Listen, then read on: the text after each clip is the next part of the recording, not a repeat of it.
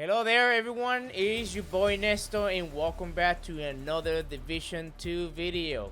And in today's video I want to show you my last build that I updated for this title of the 15 patch. As you know, most of the builds have been dominated by pulse builds like king breakers, butter builds that are stronger than ever, so you have to kind of shut down some of that damage, especially as a skill build player that you are already too squishy.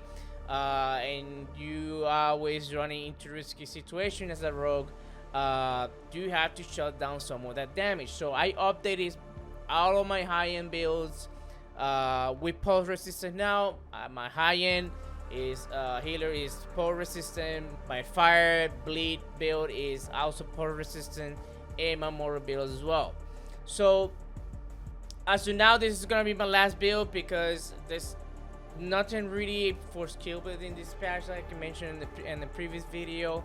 So probably maybe by the time the specialization update drop, if any good, maybe I would do something else. But at the moment it's very stealth for skill build on the skill build healing side.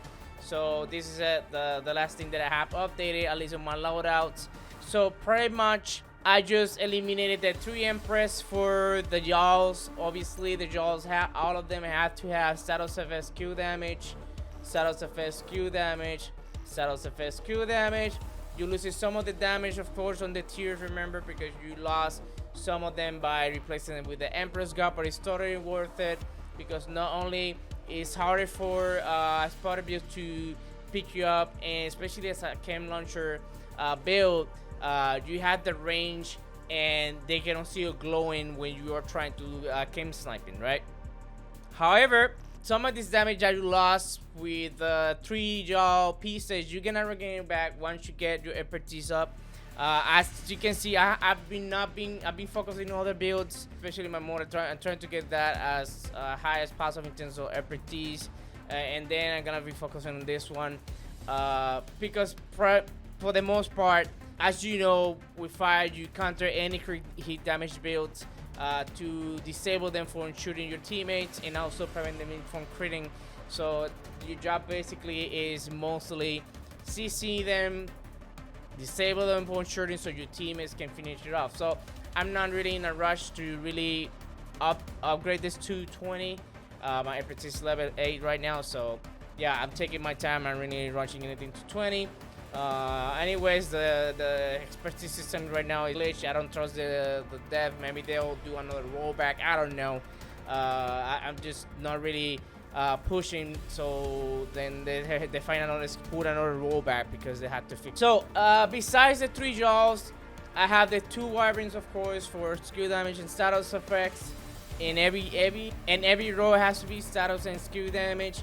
One of the things that this build is very flexible on is sacrificing some of the skill haze attributes in order to get more damage. So with the mod, you will suffice. Of course, it's gonna be a little hard, especially for the golan and the Yaahl pieces, to get it with status and skill damage. It's very hard to get these pieces, but once you get it, it's completely worth it. You can be more sticky, and definitely they're gonna have a harder time tracking you where you at. Now you need the pulse resistant mode, of course, to get that 100% pulse resistance in order to get that. Obviously on the chest you need to run glass cannon. It's mandatory with basically fire builds. I've been running glass cannon ever since Saturday of the 8 drop. I'm one of the first players to use them, and I think for fire it just makes sense. If you don't feel comfortable and you want to use fire sticky, maybe because you're playing console it's easier with fire sticky, sure, you can use kinetic momentum in the fire sticky.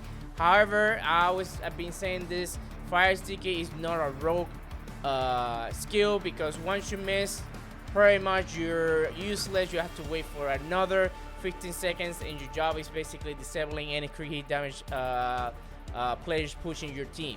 So the Chem launcher adds more value, has decent damage, and adds about the same duration on the fire compared to the sticky. So not only that, is the person is running booster or some hazard. Remember, using the fire sticky, they can just easily cleanse themselves out. So keep that in mind. That's why I'm not a fan of the fire sticky. Never been, because of that situation.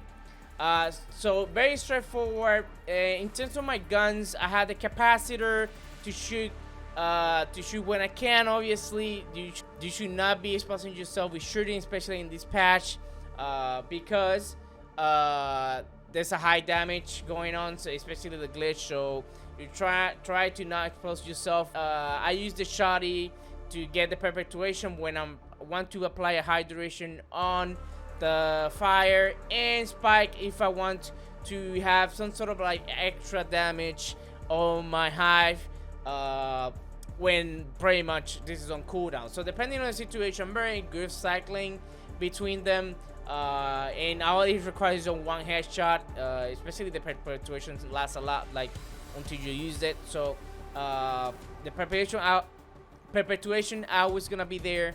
The spike lasts about 15 seconds, so that's enough time pretty much, because especially in the Darkzone, you're always getting pushed by somebody. So yeah, remember to have the mods, guys. Very important to have damage in ammo on the Chem launcher, and have pretty much health, stinger charges, and damage. Just remember, guys, that always check your mods. Sometimes the games change it up. Sometimes you have the wrong circuit charges in it, so put attention to those things, because 2 charges that you miss, 2 charges can make a huge difference when you get in server push. So pretty much standards. I don't think I need to go any in deep detail. In terms of damage, the hive is gonna be 271. Of course, remember you lost some of the damage, slightly less damage, but once you get that with expertise, it's gonna get back the 300 plus, and the fire I was gonna hit just as hard. So keep that in mind, that once you optimize this build, it's gonna be even stronger by also making you more sneaky and shutting down some of that incoming damage, so you can make more risky plays. Yeah, guys, that's the build. Did you like it? Comment in the section below. If you have any question, also put it on the section below. If you like this video, drop a like. For now on, if anything, until next patch, you're gonna see pretty much gameplay videos. If anything, when I feel like recording, I'm not playing as much as before, so the little time playing that I'm putting into it, I just saving it for letting you know my expertise. That's why some of the stuff like this is not optimized, because I'm not gonna waste the materials on that. So yeah, this is a build, guys. I'll catch you guys on the next video. Thank you for watching. Stay safe. Peace.